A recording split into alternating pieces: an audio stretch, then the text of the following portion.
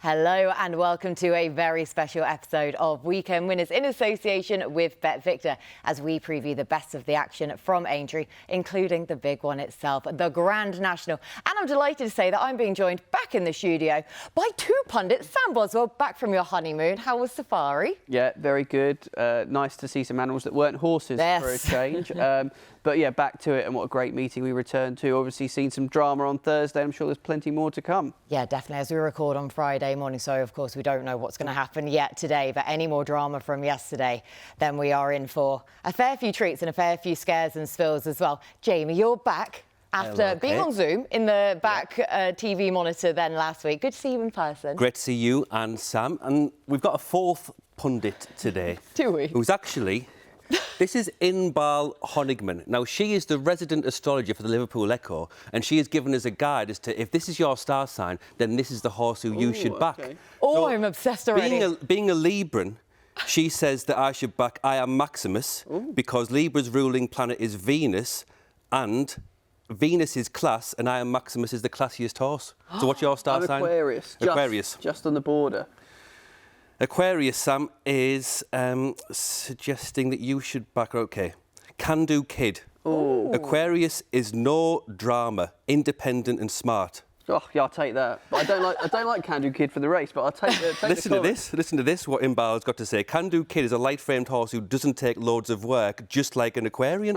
And your star sign, Kate? I'm a Sagittarius. Sagittarius says, to back the winner and make new friends, just put your faith in Tracey's trends. Does it? What are the chances? What are the chances of that? I was on tenterhooks then, waiting for my horse. Slightly disappointed about that, but impressed at the same time about the linkage. Aim to disappoint there, but you have teed it up beautifully, Jamie Lynch, ahead of Tracey's trends for the National. If ever we're going to focus in on Tracey's trends for any race, it's going to be for the Grand National. We're going to give you our 3, 2, 1 for this as well. And of course, we do stress, as always, so please do gamble responsibly. These are just guidelines that we're hoping to point you in the right direction all the same. Right, Jamie, Tracey's trends. I'm taking the credit for this with my namesake, but you're going to take it away. I like it. So these are, according to the last 8 renewals, those identifiable statistics which we should be gravitating towards. The age is key, regards 8 or 9. And then we've got that ratings band, which I think is always important given the weights that they have to carry. The runs in a season is changing by the renewal. The win on the previous start is significant because it leads into how you play the system. And then perhaps the most key one, Kate, is the last one, because this in many ways reflects the changing nature of the race itself, doesn't it? And the different demands, Sam.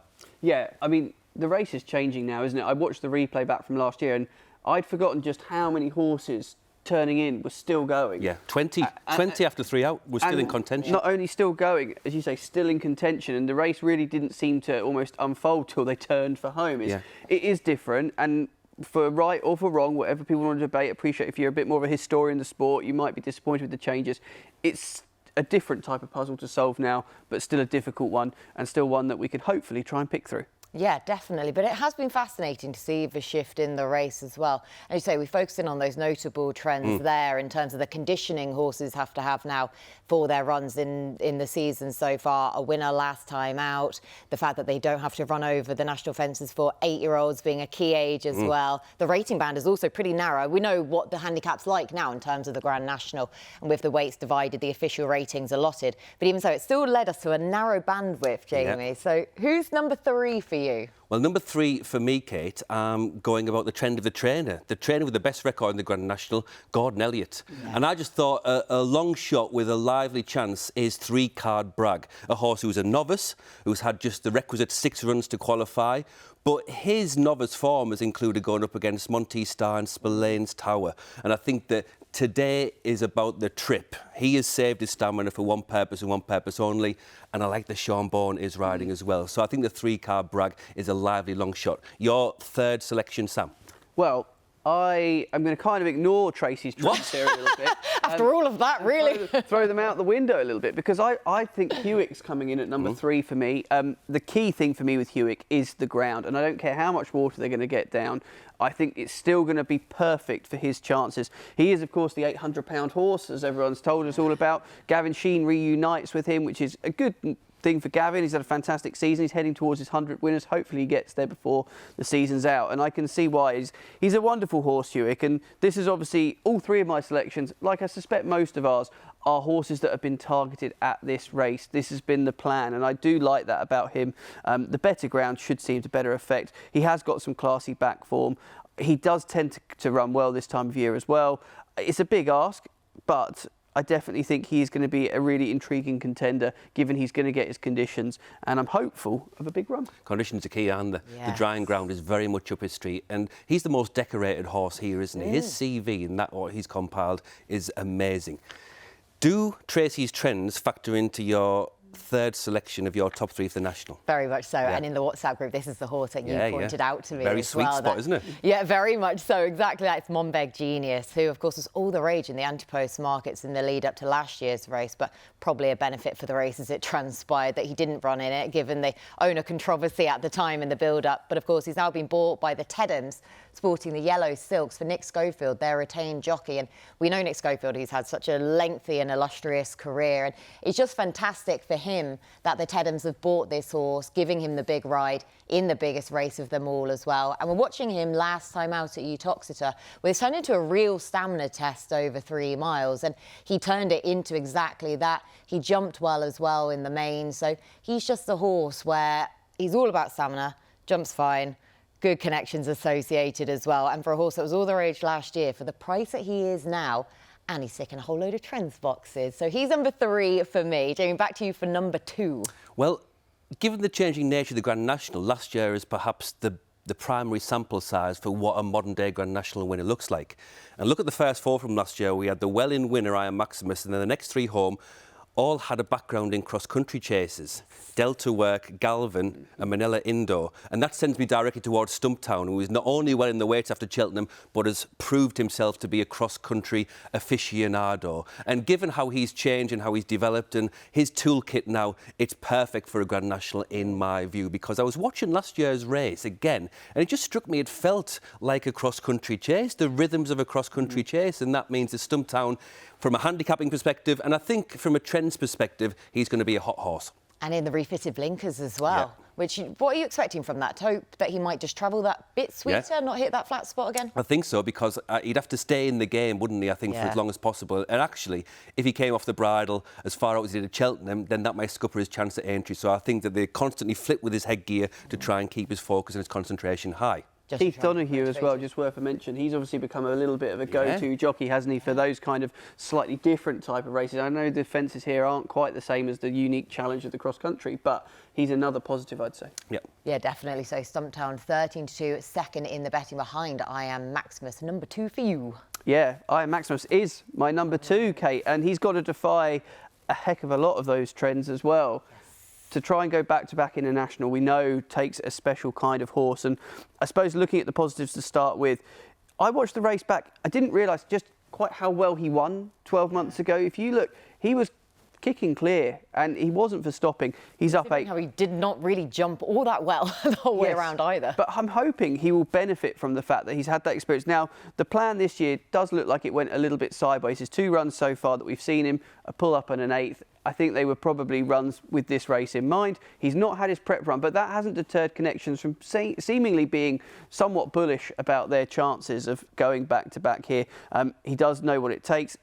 It's going to take something pretty special, isn't it? I don't think he's necessarily going to win, but I definitely think he'll be in the frame, and that's why I've made him my number 2 selection. I think tried and tested, but he may just go down on his sword. I was like you in watching last year's race, and even at the elbow, I thought, I misremembered this, because in my mind, he won by further, and then he ran right away at the end. And it made you think that, well, he did won last year with another £8, which is what he's got tomorrow, or Saturday, if you watch it on Saturday. Yeah, it depends. Like, so we don't timestamp this show by any means, but yeah, I am Maximus though. Your number 2, Kate? Field. Number 2 is going to be Meeting of the Waters. I like he finished 7th in the race last year, so I'm pleased that you went back and watched the race back last year. Now, he has been readily dismissed in a lot of areas because he didn't see out the trip last year, which I think you can make a fair case to say, but he would have finished closer and given himself more chance to see it out had he not have missed the final ditch. And then he still ran on. It was only the final kind of half a furlong, really.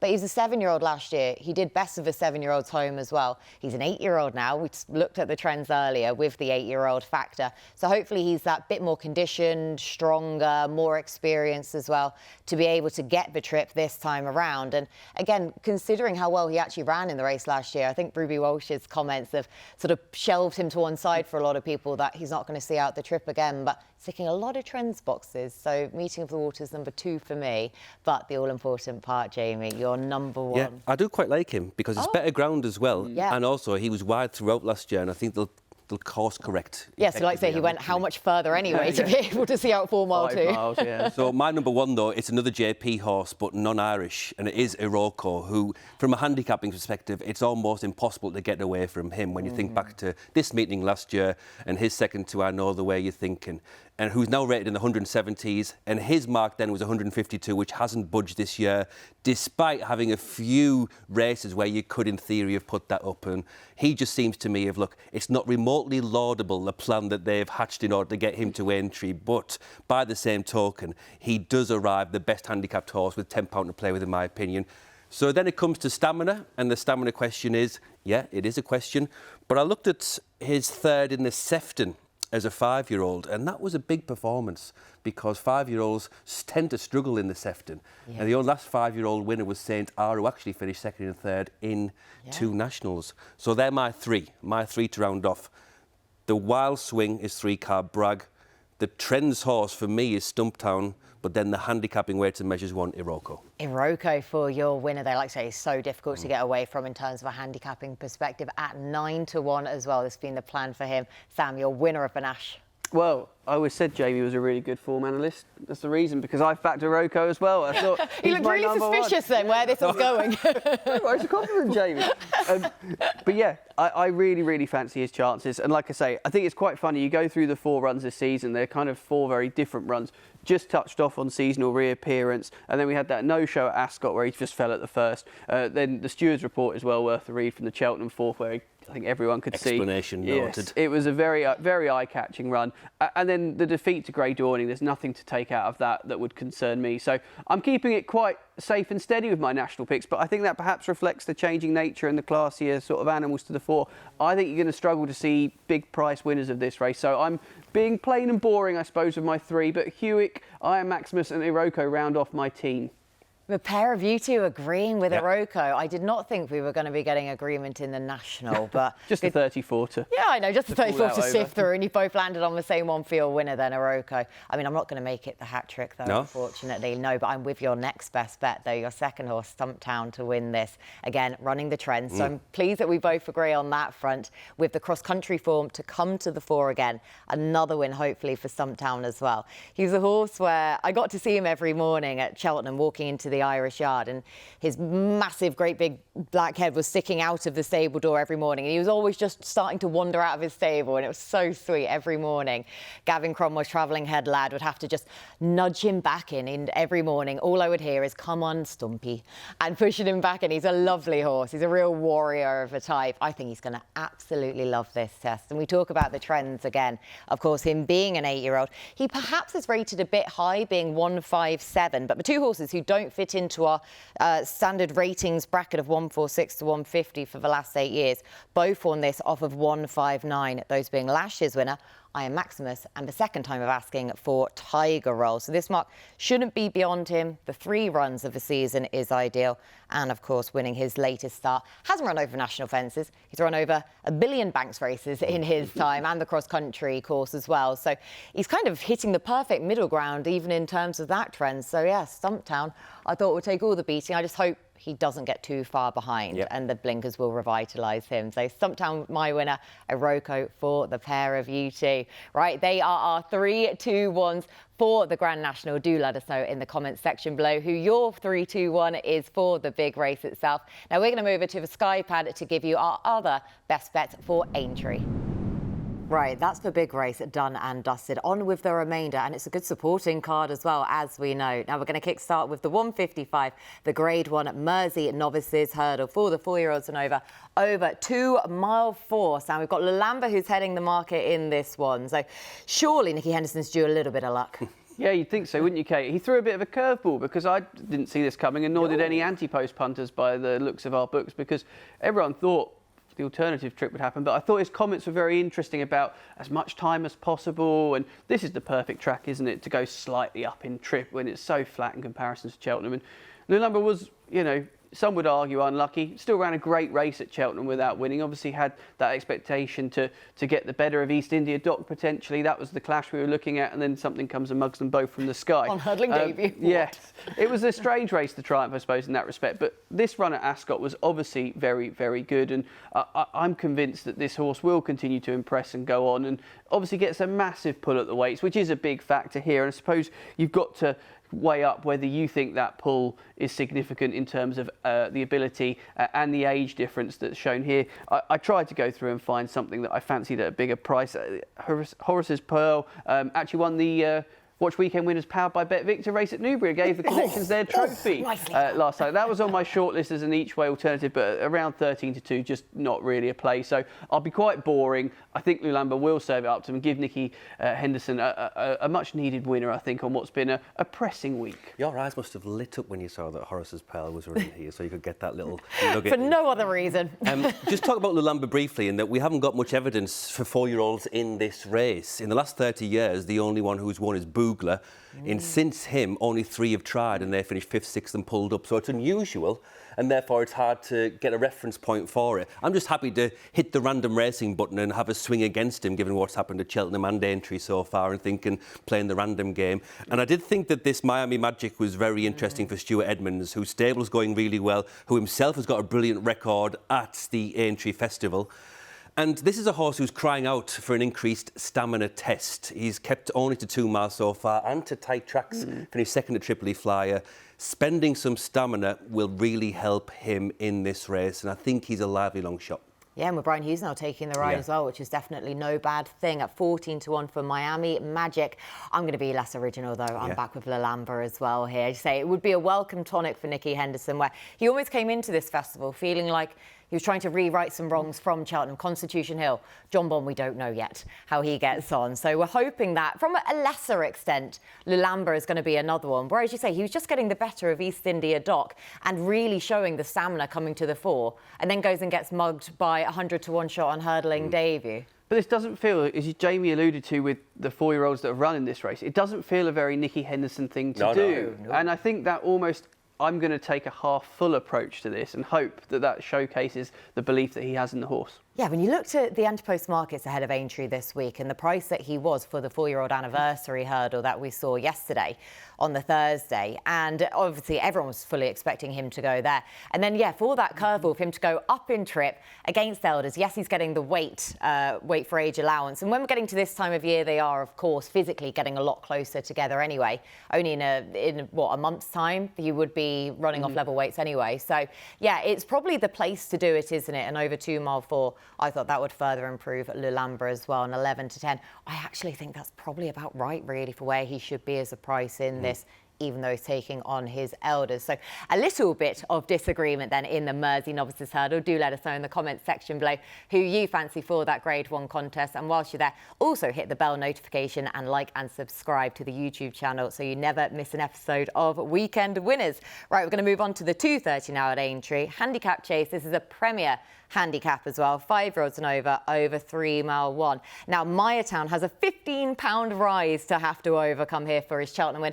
100-30 in this one. I'm going to kick us off with Meydan though, and 100-30. I'm happy to stick with that price as well. I was between him and Doc Pickme at 8-1 because, again, I ran the trends for this race. So I've gone all in on the trends on Saturday. But this race really wasn't a compelling one for the trends boxes to be ticked. There weren't many of these that were ticking a whole load. Meydan and Doc Pitme were the two that came out on top of both of those. But it just suggests this isn't as good a renewal as we tend to expect in this race. But Meydan in a bid for a hat-trick, winning the Ultima, as we know, last time out, so well backed for that. We saw what Corach Rambler did after winning the Ultima before going on to win the Grand National as well. But yeah, he's probably not going to do that. But that was Corach Rambler's second Ultima win, so he's still got time, this lad, to go and do that. And I'm pleased that he's coming here because off this mark, you would have just thought, well, he's got the Coral Cup or anything, the Coral Gold Cup, I should say, next year as a potential plot then for him. So I'm pleased they're utilising still this rise here.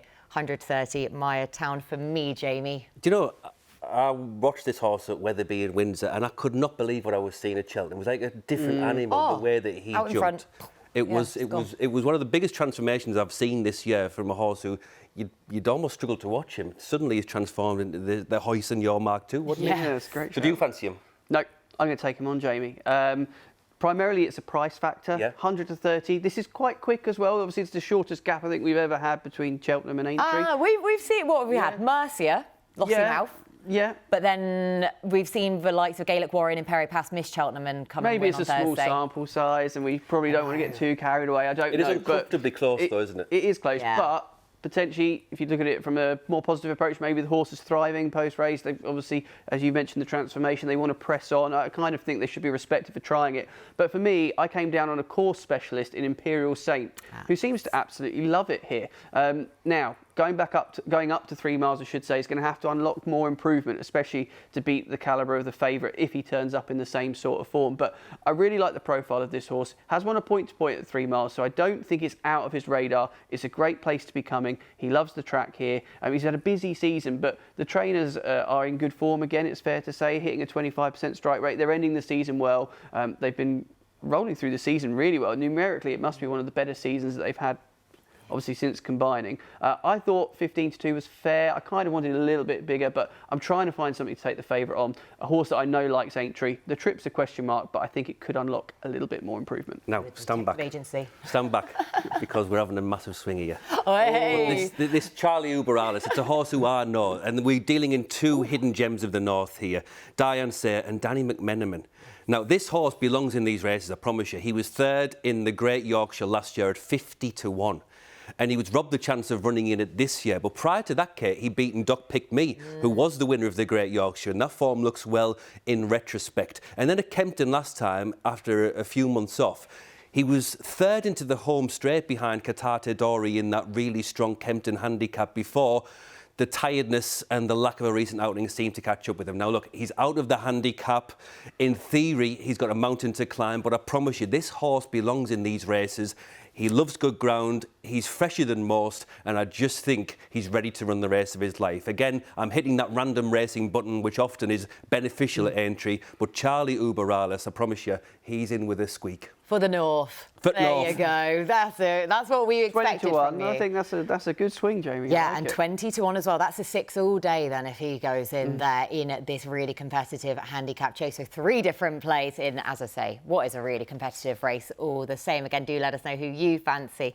As we move on to the 305 now at Aintree, this is the Grade 1 Liverpool Hurdle. 4-year-olds and over 3 miles and half a furlong. Some more Grade 1 action. Tia Hoopu, of course, was a beaten favourite when finishing second in the Sayers Hurdle.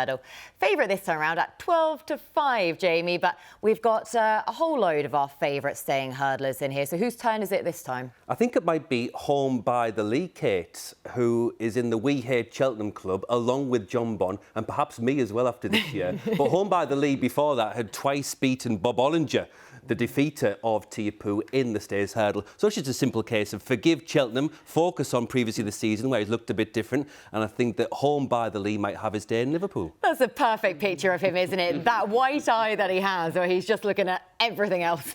He's mainly looking for the exit back to the stable, Ben, so at least with Aintree. And Joseph O'Brien actually said this earlier on in the season, where he does his best at tracks where he can actually see the stables where he's running back to.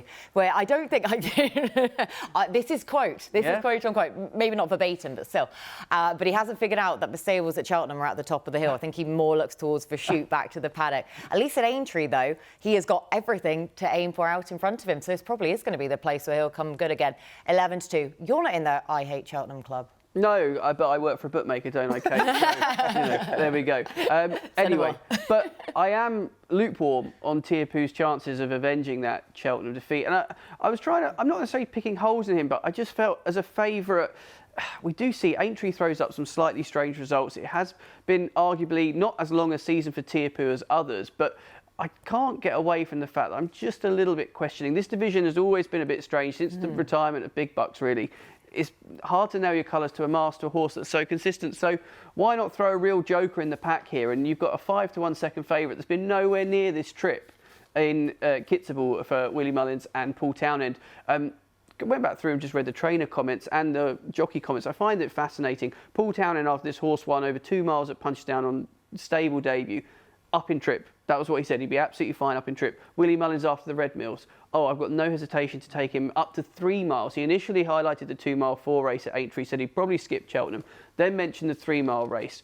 This horse is a really curious contender, and based on his run in the Red Mills, where he showed he had to battle and have a bit more heart than just run away with it and clean up, I'm just a sucker for an unexposed type, and I think the placement of this horse is, it's either going to look like genius or strange, isn't it? Come, what are we, 3:10 at Aintree on Saturday. So at 5-1, I thought that's a dart I'll probably play against the favourite for a very small bet. But yeah, as you say, Kate, there's so many sort of old favourites, if you like, that have been there, done that, and been quirky at 3 miles. I thought, why not try the sexy unexposed horse at the trip that could just be anything, to use that horrible racing cliche. Oh, we love a cliche. We absolutely love a cliche. I'd be nowhere without a cliche. I was going to Strong Leader's a bit of a cliche, isn't he, in these Liverpool hurdles? Yeah, I'm hoping it's going to be a cliche again, completely with that. And at 6-1, that's still a price that I'm happy to take about him, because we just know. We talk about Tiahupu being ground dependent. I don't buy into that as much as a few people, for all that I just think he copes with it so well in comparison to others.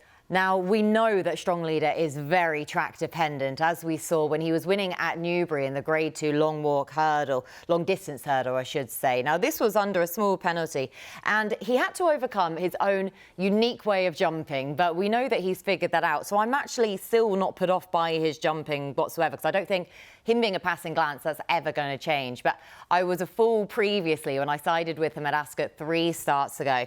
And we just know that Ascot is not going to be his track. For all that, time and time again, I get fooled into thinking Ascot's a flatter track than it is. But it's got that uphill climb. It's got the downhill run down into the back straight as well. So the long walk hurdle just was not for him. Cheltenham last time out, not for him in the Cleve. This is his track. He skipped Cheltenham again, understandably so. And at 6-1, I thought that Strong Leader back at his favourite course was going to be the way to go. So again, we've got a bit of disagreement there. And why would we not when we're talking about the Stayers hurdle division? Again, do let us know in the comment section below who you fancy for that Grade 1 contest. Right, up next, our best bets for the weekend. Right, the all-important part now, our best bets for the weekend. Sam, you're going to kick us off. I am. 3 from me as ever. We'll kick off with the Nap, Lulamba. I know it's pretty unoriginal, but I think anything odds against, which currently we are at time of recording, I think it's a fair price about Nicky Henderson rolling the dice and taking on those elders and getting a huge pull at the weight. So I'm delighted with that. 11-10 will do me very nicely. Big racing in Meydan on the weekend as well. And I just wanted to mention the Shima Classic, where I really like Rebels Romance. And I must give some credit to my friend Callum Meydan Medell, who highlighted the price of this horse up against Calandigan. There's a £1 difference in the ratings, and obviously, Rebels Romance has to give £1 to Calandigan, the younger horse, but has gone and trod the same path as he took 12 months ago to winning this race with the warm-up, winning a Group 3. I thought 3-1 was fair. Any short is getting a bit skinnier, but I did like Rebels Romance. And then Storming George is going to be my long shot at Doncaster. This horse won on debut. Really, really interesting. Neil King took this bumper at Aintree a couple of years ago with his very nice horse, Lookaway, who runs in the same silks as this horse. The Doncaster run, watch it back. There were 16 runners in that bumper. You don't get too many bumpers of that size these days. And he had to overcome some serious traffic problems to win. The form of that race hasn't worked out as well as I'd have liked, but the visual impression that this horse gave me was that he is definitely overpriced at 33 to 1 in a bumper that closes the card that Neil King has targeted before. Yeah, certainly. So, like I say, with big price horses as well over the years, but 33 to 1 for a good record for the stable in the race is a good way to go. Do like Lulamba, though, as your nap. Jamie, your nap, please. The nap is, I think that when they salvaged the black box from the wreckage of the Arkle, it will tell us that Lodesud was the best horse in that, despite finishing only 4th. Yeah. So I think he can win the Mogul with first-time cheek pieces on. The long shot is Charlie Uberales, who I've spoken about in our Aintree wrap. And then I've also gone to Meydan for my next best, and it's taking on Romantic Warrior. Oh. I just think that perhaps the one and only time where you can get against him is after that slugfest out in Saudi Arabia. He's got on the plane, different country, different trip, different surface. So I think that Liberty Island, who wasn't far behind him in the Hong Kong Cup, she's a brilliant Japanese mare, and I think she's going to give him all that he can handle in that Dubai turf. I know we're all about the international racing scene on this channel, but I'm slightly disappointed in the pair of you two. Going to Meydan when we've got the Grand National meeting at Aintree on Saturday, I'm sticking all to the domestic action, all at Aintree. My nap, why would I not have a nap running in the Grand National? If ever I'm going to have the decent enough price nap, then it's going to be in this race. Stumptown it is for me, for the trend stake at 13 to 2 as well. Being an 8-year-old, running off a mark of 157. And as I say, the two horses who have won off of just higher marks than that of 159 have been Iron Maximus, last year's winner, Tiger Roll, the second win for him as well. So Stumptown to take to this discipline and hopefully to continue his winning sequence. Strong Leader, who we were just talking about, is going to be my next best bet. So I thought 6 to 1 about a horse who loves this track. So track dependent, just needs a flat track all day long, and skipping Cheltenham. Hopefully he gets back to the same form with another repeat winner at Aintree this week from last year's festival. And again, I'm going to the Grand National for my long shot. This is going to be Monbeg Genius at 28 to 1 in the colours of the Teddams this year. Nick Schofield riding as well. So great to see good connections, and hopefully they get rewarded as well with a big run from Monbeg Genius at 28 to 1. Well, I want to get in on the national specials as well, if possible. So I've come up with the cross-country crossover, and that is my theory that the National is now a variation of the cross-country chase, thinking back to the 2nd, 3rd and 4th from last year. Therefore, Sam,